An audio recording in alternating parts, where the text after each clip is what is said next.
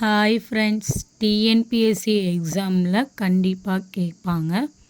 சொல் இலக்கணம், நால்வகை சொற்கள், தமிழில் சில எழுத்துக்கள் தனித்து நின்று பொருள் தரும், ஒன்றுக்கு மேற்பட்ட எழுத்துக்கள் தொடர்ந்து வந்து பொருள் தரும்.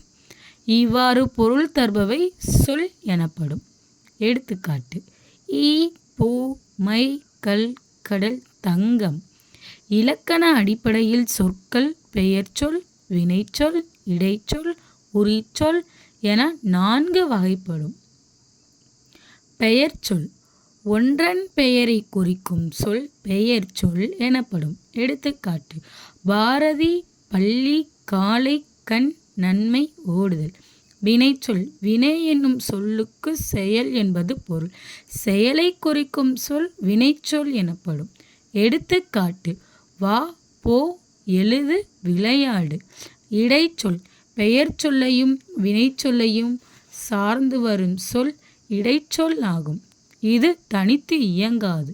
எடுத்துக்காட்டு: உம் தந்தையும் தாயும் கு தம்பிக்கு ஐ திருக்குறளை. உரிச்சொல்: பெயர்ச்சொல், வினைச்சொல் ஆகியவற்றின் தன்மையை மிகுதிப்படுத்தி வருவது உரிச்சொல் ஆகும். எடுத்துக்காட்டு: மா, மாநகரம், சால, சாலச் சிறந்தது. அடுத்து பெயர்ச்சொல் பார்க்கலாம். கற்கண்டு, மரம், பள்ளிக்கூடம், சித்திரை, கிளை, இனிப்பு, பாடுதல் ஆகிய சொற்களையும் கவனிங்கள். இவை அனைத்தும் பெயரை குறிக்கின்றன. இவ்வாறு ஒன்றன் பெயரை குறிக்கும் சொல் பெயர்ச்சொல் எனப்படும். பெயர்ச்சொல் 6 வகைப்படும். பொருட்பெயர், இடப்பெயர், காலப்பெயர், சினப்பெயர், பண்புப்பெயர், தொழிற்பெயர். பொருட்பெயர்: பொருளை குறிக்கும் பெயர் பொருட்பெயர் எனப்படும். இது உயிருள்ள பொருட்களையும் உயிரற்ற பொருட்களையும் குறிக்கும். எடுத்துக்காட்டு: மரம், செடி, மயில், பறவை. இடப்பெயர்: ஓர் இடத்தின் பெயரை குறிக்கும் பெயர் இடப்பெயர் எனப்படும். எடுத்துக்காட்டு: சென்னை, பள்ளி, பூங்கா, தெரு. காலப்பெயர்: காலத்தை குறிக்கும் பெயர் காலப்பெயர் எனப்படும். எடுத்துக்காட்டு: நிமிடம், நாள், வாரம், சித்திரை, ஆண்டு. சினப்பெயர்: பொருளின் உறுப்பை குறிக்கும் பெயர் சினப்பெயர் எனப்படும். எடுத்துக்காட்டு: கண், கை, இலை, கிளை.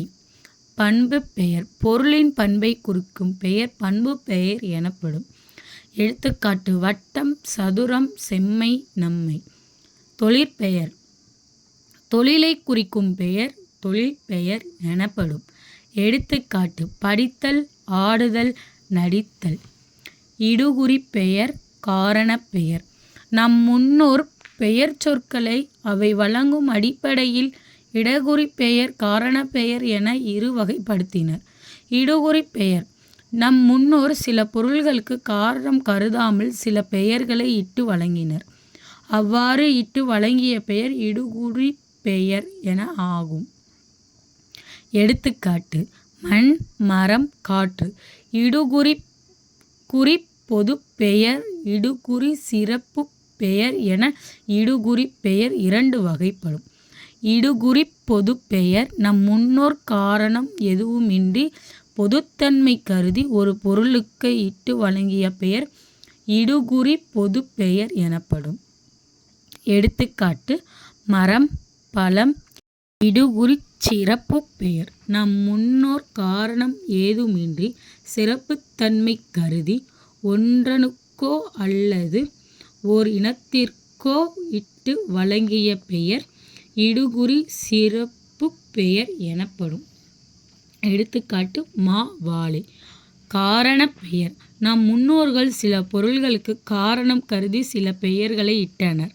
இவ்வாறு காரணத்தோடு ஒரு பொருளுக்கு வழங்கிய பெயர் காரணப்பெயர் எனப்படும். எடுத்துக்காட்டு: நாற்காலி, கரும்பலகை. இது காரண பொதுப்பெயர், காரண சிறப்பு பெயர் என 2 வகைப்படும். காரண பொதுப்பெயர்: காரண பொதுப்பெயர் குறிப்பிட்ட காரணமுடைய எல்லா வகை பொருள்களையும் பொதுவாக குறித்தல். அது காரண பொதுப்பெயர் எனப்படும். எடுத்துக்காட்டு: பறவை, அணி.